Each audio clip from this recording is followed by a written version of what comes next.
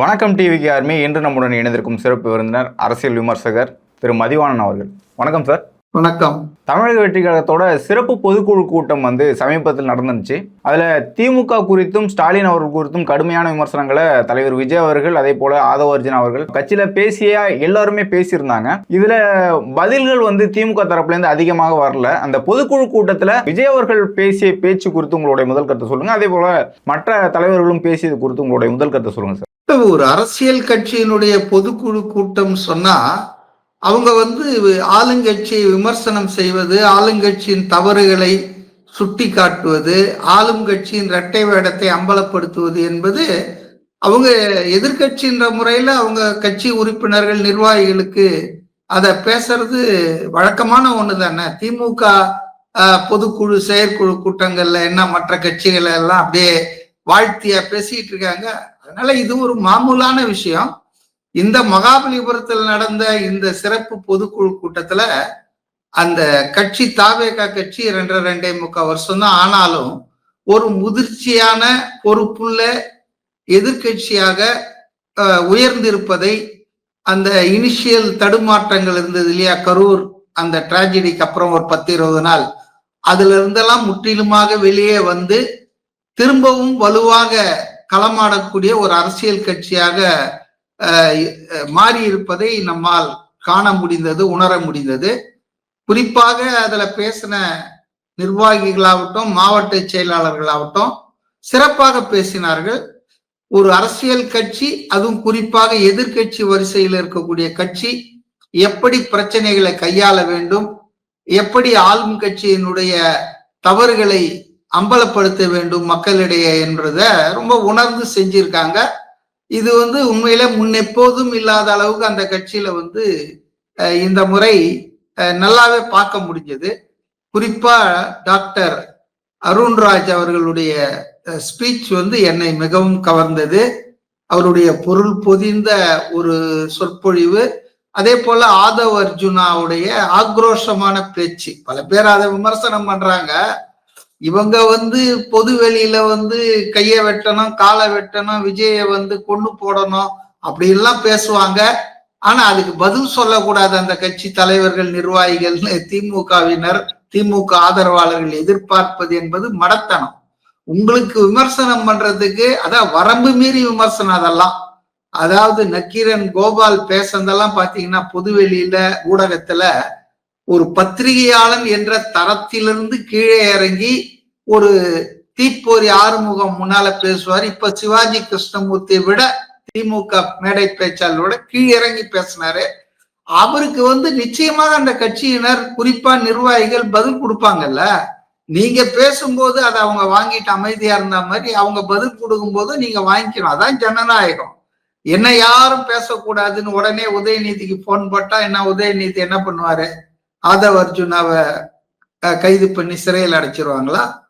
அதெல்லாம் அதாவது எதிர்கட்சின்னு இருந்தா ஆளுங்கட்சியினுடைய தவறுகள், ஆளுங்கட்சி பண்ற ஊழல்கள் இதெல்லாம் சொல்லத்தானே செய்வாங்க. குறிப்பா இந்த முறை விஜய் ரொம்ப பக்குவப்பட்ட முதிர்ச்சியான அரசியல்வாதி மாதிரி என் கண்ணுக்கு தென்பட்டார். அதாவது சுப்ரீம் கோர்ட்ல அந்த தீர்ப்பின் 2 பாராவை எடுத்து வச்சு படிச்சு விளக்கி அக்டோபர் 15 என்று நினைக்கிறேன், சட்டமன்றத்துல முதல்வர் ஸ்டாலின் அவர்கள் எப்படி ஒரு மரபுகளை மீறி வன்மத்தோடு தாவேகா மீதும் தாவேகா தலைவர் மீதும் ஒரு தவறான பொய்யான பிரச்சாரத்தை பண்ணார். சட்டமன்றத்துக்கு உள்ள சட்டமன்ற பதிவுல அது இடம்பெறணும் என்ற உள்நோக்கத்தோடு மரபுகளை எப்படி மீறினார்னா எதிர்கட்சி தலைவர் பழனிசாமி மிகச்சரியாக அப்போதே சுட்டி காட்டினார். வழக்கமா ஏதாவது ஒத்திவைப்பு தீர்மானம் ஏதாவது வருதுன்னா சட்டமன்றத்துல முதல்ல எதிர்கட்சி உறுப்பினர்கள், தலைவர்கள், மற்ற கட்சி தலைவர்கள் எல்லாம் பேச வச்சுட்டு அவங்க கருத்துக்களை எல்லாம் உள்வாங்கி இறுதியாகத்தான் முதலமைச்சர் பதில் உரை அல்லது அதுக்கான தெளிவுரையை சொல்லுவாரு. இதுதான் வழக்கம். ஆனால் இந்த முறை பாத்தீங்கன்னா அவ்வளவு வன்மம் தாவேகா மேல. அதனால அந்த ஒத்திவைப்பு தீர்மானத்துல எடுத்த உடனே முதலமைச்சரே பேசினார். இதை மிகச்சரியாக எதிர்த்தாரு சட்டசபைக்குள்ள எடப்பாடி பழனிசாமி. அதனால அத இன்றைக்கு இந்த சிறப்பு பொதுக்குழுல இரட்டை வேடத்தை மு.க.ஸ்டாலின் போட்டார் இல்லையா, பொது வெளியில யாரும் அரசியல் படுத்த வேண்டாம், இத நாம் அரசியலாக்க கூடாது, எந்த கட்சி தலைவரும் அவங்க தொண்டர்கள் இறப்பதை விரும்ப மாட்டாங்க, அப்படி இப்படியெல்லாம் ரொம்ப நல்லவர் போல நாடகமாடி சட்டசபைக்குள்ள அவர் என்ன பேசினாரு, தாவேகா தான் குற்றவாளி, தாவேகா தலைவர் தாமதமாக வந்ததுதான் இந்த இத்தனை பேர் மரணம் அடைந்தார்கள் என்று மிக மோசமான பொய்யான வாதங்களை சட்டசபை குறிப்பேட்டுல ஏத்தி வச்சிருக்காங்க. இது என்னைக்கும் வரலாற்று பூரா இருக்கும் இல்லையா, ரெக்கார்ட்ஸ் ஆஃப் தி அசம்பிளி. அதுவும் நான் இன்னொரு வகையில இருந்து பாக்குறேன். இவர் அக்டோபர் 15 சட்டமன்றத்துல இதெல்லாம் பேசுறாரு. ஆனா 2-3 நாட்களுக்கு முன்பாகத்தான், அதுக்கு 2-3 நாட்களுக்கு முன்பாகத்தான் உச்ச நீதிமன்றத்துல ஒரு நல்ல தீர்ப்பு கொடுத்தாங்க. அதாவது கரூர் சம்பவம் குறித்த விசாரணையை சிபிஐ விசாரிக்கணும்னு மாற்றி அந்த சிபிஐக்கும் ஒரு செக் வச்சு ரிட்டையர்டு ஜட்ஜி ஒருத்தர் தலைமையில 3 பேர் கொண்ட கண்காணிப்பு குழுவையும் அமைச்சாங்க. ஆக தமிழ்நாடு காவல்துறையினுடைய ஒரு விசாரணையில நம்பிக்கை இல்லாம அது நடுநிலையா இருக்காதுன்னு விஜய் போன்றவர்கள் எடுத்துரைத்ததை ஏற்றுக்கொண்ட உச்ச நீதிமன்றம் அதை அந்த ஆர்கியூமெண்ட்டை ஏத்துக்கிட்டாங்க. தாவேகா விஜய் அவங்க எல்லாம் வச்ச ஆர்கியூமெண்ட்டை உச்ச நீதிமன்றம் அதுவே இந்த தமிழ்நாடு அரசுக்கும் காவல்துறைக்கும் ஒரு தோல்விதான் அது. அதாவது சுப்ரீம் கோர்ட் ரொம்ப நல்லா கேட்டுதுங்க கேள்வி. அதை அவரு ரொம்ப தெளிவா சுட்டி காட்டினார். இவங்க எப்ளாய் பண்ண வக்கீல் எல்லாம் பாத்தீங்கன்னா எல்லாம் கோடி ரூபாய் வாங்குற ஆளுங்க, அப்பியரன்ஸுக்கு மினிமம் 50 லட்சம் ஒரு நாளைக்கு வாங்குற ஆட்கள். தமிழ்நாடு அரசுன்னா மக்கள் வரி பணம். ஆனா அப்படிப்பட்ட சீனியர் அட்வொகேட்ஸ், மூத்த வழக்கறிஞர்கள் கூட வாய்ப்பொத்தி மௌனமா இருக்கக்கூடிய நிலையில திமுக அந்த காவல்துறை அரசு வச்சிடுச்சு. அவங்கள பாவம், அவங்க என்ன பண்ணுவாங்க, அவங்களுக்கு டிஃபெண்ட் பண்றதுக்கே இன்டிஃபென்சபிளா இருந்தது.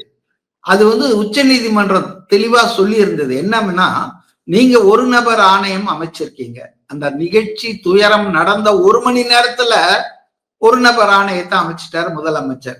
அந்த அம்மாவும் டேர்ம்ஸ் ஆஃப் ரெஃபரன்ஸ் வந்துதா, நோட்டிபிகேஷன் வந்துதான்னு பார்க்காம அவங்க நேரம் அடுத்த நாளே போய் கரூர்ல விசாரணை தொடங்கினாங்க. இதெல்லாம் என்ன அவசரம், எதுக்காக இந்த துரிதம்னு எனக்கு தெரியல. 10 நாள் ஆயும் அந்த ஒரு நபர் ஆணையம் அதுக்கு நோட்டிபிகேஷனும் கொடுக்கல, கவர்மெண்ட்ல டேர்ம்ஸ் ஆஃப் ரெஃபரன்ஸும் கொடுக்கல. அப்புறம் எப்படி அது தன் பணியை தொடங்கி செயல்படுத்தியதுன்னு ஆண்டவனுக்கு தான் வெளிச்சம். அடுத்தது பாத்தீங்கன்னா, தனி நீதிபதி சென்னை உயர் நீதிமன்றத்துல அவரு எந்த கோரிக்கையும் எழாம தன்னிச்சையாக கரூர் சம்பந்தமான வழக்குகளை விசாரித்தது மட்டுமல்லாமல் அவர் ஒரு எஸ்ஐடியை ஃபார்ம் பண்ணாரு, அஸ்ராகர்ன்ற ஐஜி தலைமையில. இப்ப அது பாட்டுன்னு அது வேலை செய்ய ஆரம்பிச்சது. இந்த இரண்டுக்கும் நடுவுல தமிழ்நாட்டின் மூத்த ஐஏஎஸ் அதிகாரியான அமுதா போன்றவர்கள், மூத்த காவல்துறை அதிகாரி அடிஷனல் டிஜிபி போன்றவர்கள் செய்தியாளர்களை சந்தித்து அரசு தரப்பில் போலீஸ் தரப்பில் எந்த தப்பும் இல்லை என்று செய்தியாளர்களின் மூலமாக மக்களுக்கு அந்த செய்தியை பரப்புனதற்கு பாருங்க, அதுதான் உச்ச நீதிமன்றம் சிபிஐக்கு இந்த வழக்கை விசாரிக்க மாற்றதுக்கு மெயினான ரீசன்றத சொல்லியிருக்காங்க. அந்த சம்பந்தப்பட்ட ரிலவன்ட் பேராகிராப்ஸை விஜய் படிச்சு காமிச்சு எக்ஸ்பிளைன் பண்ணாரு. ரொம்ப நல்ல முறையில அந்த எக்ஸ்பிளனேஷன் அமைந்தது. வழக்கமா நக்கலா நையாண்டி எல்லாம் பண்ணுவாரு. ஆனா இந்த முறை நான் கூட சொன்னேன் 2-3 நேர்காணல்ல, அதாவது முதிர்ச்சியான ஒரு பொறுப்பான எதிர்கட்சி தலைவராக இன்றைக்கு விஜய் வந்து விட்டார் என்பதை இந்த பொதுக்குழுல என்னால பார்க்க முடியுது. சரி, இந்த கூட்டத்துக்கு பிறகு சில பத்திரிகையாளர்கள் மற்றும் சில கட்சியினர் என்ன சொல்றாங்கன்னா, திமுக ஆதரவாளர்கள் முழுக்க முழுக்க விஜய் தான் காரணம் அப்படின்னு சொல்றாங்க. இந்த பக்கம் தாவேகாவினர், தாவேகாவில் இருக்கக்கூடிய தலைவர்கள்லாம் இது ஒரு சதி, இவங்க அனுமதி கொடுக்கறதுல சிக்கல் அப்படின்ட்டு 2 பேருமே தன்னுடைய பொறுப்பை ஏற்றுக்காம ரெண்டு பக்கமும் பேசிக்கிட்டு இருக்காங்க அப்படின்னு சொல்றாங்க. வைகோ அவர்கள் அறிக்கை கொடுத்திருக்காங்க, இன்றைக்கு பேசியிருக்காங்க. இதற்கு முதல் காரணம் விஜய் அவர்கள் தான் சொல்லியிருக்காங்க. இன்றைக்கு பித்தலாட்ட அரசியல் அப்படின்ட்டு விமர்சனம் பண்ணியிருக்காங்க. வைகோ அவர்களுடைய விமர்சனமும் அதே போல பத்திரிகையாளர் சொல்றதுக்கான காரணம் என்ன நினைக்கிறீங்க சார்? முதல்லங்க நீங்க சொன்னீங்க வைகோ மதிமுக பொதுச் செயலாளர், அவர் எதுக்காக கட்சியை தொடங்கினார்? திமுகல இருந்து வெளியேற்றப்பட்டார். அவரா வெளியேறல, கலைஞர் உயிருக்கு ஆபத்துன்னு சொல்லி ஏதோ ஒரு காரணத்தை சொல்லி மகன் ஸ்டாலின் மணிமகுடம் சூட்டுவதற்கு தடையாக இருக்கக்கூடிய ஒரு முக்கிய திமுக தலைவரா அன்னைக்கு இருந்தார்ன்றதால அவரை வெளியேற்றினாங்க. வெளியே வந்த அவரு மறுமலர்ச்சி திமுகன்ற ஒரு கட்சியை தொடங்கினாரு. இன்னைக்கு ஒரு 20-30 வருஷமா அது நடந்துட்டு இருக்கு. என்ன சொல்லி அவர் வெளியே வந்தாரு முதல்ல? ஏன்னா வைகோ சொன்னதை பத்தி நான் அப்புறம் சொல்றேன். முதல்ல வைகோவை பத்தி தெரிஞ்சுக்கணும்ல. குடும்ப அரசியல், வாரிசு அரசியல் திமுகல இருக்குதுன்றதை எதிர்த்து வெளியே வந்தவர் இன்னைக்கு என்ன பண்ணிட்டு இருக்கிறாருங்க?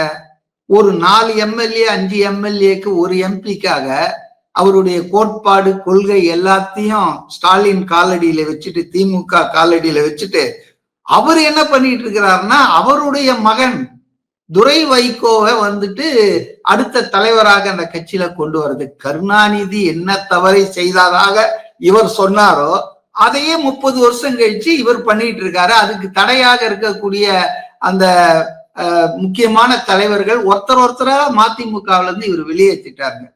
லேட்டஸ்டா கூட ஒரு மகாபலிபுரத்தை மல்லை சத்யா வெளியேற்றினாரு. ஆக இவர் சொல்றத ஒரு சரியான பார்வை என்று கேட்பதற்கோ பதிலளிப்பதற்கோ எந்த விதமான நியாயமும் இருக்கிறது இல்லை. இருந்தாலும் நான் சொல்றேன், இப்ப அவர் ஒரு மிக மூத்த அரசியல் தலைவர், மிகுந்த அனுபவம் வாய்ந்தவர். நான் என்ன கேட்கிறேன்னா, ஒரு விசாரணையை உச்ச நீதிமன்றம் சிபிஐக்கு ஹேண்ட் ஓவர் பண்ணி அந்த சிபிஐ விசாரணையை தொடங்கி இருக்குங்க. அப்ப இந்த விசாரணை முடிவில் தான் இது விபத்தா, தற்செயலான விபத்தா, இல்லை யாராவது சதி செயல் செய்தார்களா தீய நோக்கத்துடன், விஜய் கட்சி இனி பேரணிகள், ஊர்வலங்கள், ரோட் ஷோலாம் நடத்தக்கூடாம முடக்கணும்ன்றதுக்காக இதை யாராவது கரூர்ல ஏற்பாடு பண்ணாங்களா? இப்படி பல ஆங்கிள் நாம பார்க்க வேண்டி இருக்குங்க. இது ஒரு பெரிய துயரம், தவிர்த்திருக்கப்பட வேண்டிய ஆக்சிடென்ட் என்பதுல, இன்சிடென்ட் என்பதுல எனக்கு சந்தேகம் இல்லை. ஆனா let us wait for few more months. நம்ம விசாரணை முடிவு வரட்டும், பார்த்துக்கலாம். ஆனா அதற்கு முன்னாலேயே வைகோ போன்ற ஒரு சீனியர் பொலிட்டீஷியன்ஸ் இதுக்கு விஜய் தான் பொறுப்பு, விஜய் கட்சி தான் குற்றவாளிகள்னு சொல்றதெல்லாம் இது ரொம்ப தவறான முன்னுதாரணமா இருக்குது. திமுகவை குஷிப்படுத்த வேண்டும், திமுக தலைமையை குஷிப்படுத்தி வருகின்ற சட்டமன்ற தேர்தல மதிமுகவுக்கு கொஞ்சம் எண்ணிக்கை, மதிப்புக்குரிய எண்ணிக்கையான சட்டமன்ற தொகுதிகளை பெற வேண்டும் எப்படின்ற ஒரே ஒரு எண்ணத்துக்காகத்தான் இப்ப 2 நாளைக்கு முன்னால பார்த்தேன், தனி அரசுன்னு ஒரு இண்டிபெண்ட் எம்எல்ஏ இருக்காரு இல்லையா, அவரு கூட விஜய் தான் இதுக்கு காரணம் அப்படின்னு பேசினார். ஒருவேளை நான் என்ன நினைக்கிறேன்னா, திமுகல ஏதாவது சொல்லிட்டாங்களோ என்னவோ தெரியல, உங்களுக்கு சீட்டு வேணும் அப்படின்னா நீங்க விஜயை திட்டி பேசணும் பொது வெளியிலன்னு. ஏன்னா அவரு கூவத்தூர்ல கூத்தாடினதெல்லாம் நான் பார்த்திருக்கேன் காணொலியில. யாரு? இந்த தனி அரசு. இப்ப அவரு பொது வெளியில என்ன பேசுறாருன்னா, ஆனா அவருக்கும் சீட்டு கன்ஃபார்ம் பண்ணிட்டாங்கன்னு நினைக்கிறேன் திமுக கூட்டணியில. இப்ப வைகோ பேசியிருக்காரு. அப்ப இதெல்லாம் என்னை கேட்டால் உள்நோக்கத்துடன் பரப்பக்கூடிய பொய்யான செய்திகள். Let us wait for the findings of the CBI. அதனால சிபிஐ விசாரணை முடிவடையும் வரையில சட்டமன்றத்திலோ, சட்டமன்றத்துக்கு வெளியோ, பொது வெளியிலோ இவன் தான் குற்றவாளி, அவன் தான் இத சதி பண்ணான் அப்படின்னு பேசுறது, அது யார் பேசினாலும் சரி, திமுகவினர் பேசினாலும் சரி, அவங்க ஆதரவாளர்கள் பேசினாலும் சரி, தாவேகாவினர் பேசினாலும் சரி, தாவேகா நிர்வாகிகள் பேசினாலும் சரி, அது தப்புன்னு நான் நினைக்கிறேன். Let us wait for the enquiry, investigation to complete. Report வரட்டும். கத்திரிக்காய் முத்துனா கடத்தருக்கு வரதானங்க போகுது. யார் சதி செய்தார்கள், அது மியர் ஆக்சிடென்டா இல்ல வெப்பத்தால, நடுவுல ஒரு அமைப்பு ஒண்ணு செய்தி போட்டிருந்தாங்க அன்னைக்கு கரூர் பகுதியில 40 டிகிரிக்கு மேல வெயில் இருந்ததால அது எக்ஸாஸ்ட் ஆகி நிறைய பேர் இறந்திருக்க வாய்ப்பு இருக்குன்னு. அதனால பல்வேறு கோணங்கள்ல அதை பார்க்கணும். அதை பார்க்காம வாய் புளிச்சதும் மாங்காய் புளிச்சதும்னு வைகோ போன்றவர்கள் தனி அரசை விடுங்க, நான் அவர் ஒன்னும் கணக்குல எடுத்துக்கல, அவர் ஒரு ஆப்பர்ச்சுனிஸ்ட் பொலிட்டீஷியன். ஆனா வைகோ ஒரு சீசன்டு பொலிட்டீஷியன், இவ்வளவு எக்ஸ்பீரியன்ஸ் உள்ள பொலிட்டீஷியன். ஒரு விசாரணையை சிபிஐ கையில் எடுத்து, அதுவும் உச்ச நீதிமன்றத்தின் உத்தரவின் பேர அதை விசாரணை நடத்திட்டு இருக்கும்போது அதுக்கு குந்தகம் விளைவிக்கிற மாதிரி அதை முன்கூட்டியே இவர் தீர்ப்பு எழுத முயற்சிப்பது என்பது என்ன கேட்டா திமுகவின் நிர்பந்தத்தால் திமுக தலைவர்களை குஷிப்படுத்தி கூடுதலான சட்டமன்ற தொகுதிகளை தன் கட்சிக்கு பெற வேண்டும் என்ற ஒரே ஒரு சுயநல நோக்கத்துலதான் இருக்குமே தவிர இது பொது நோக்கமோ அரசியல் புரிதலோ இருக்கிறதா மாதிரி எனக்கு தெரியல. சரிங்க சார், இவ்வளவு நேரம் உங்களுடைய நேரத்தை ஒதுக்கி உங்களுடைய கருத்துக்களை தெரிவித்ததுக்கு மிக்க நன்றி. Okay, thanks.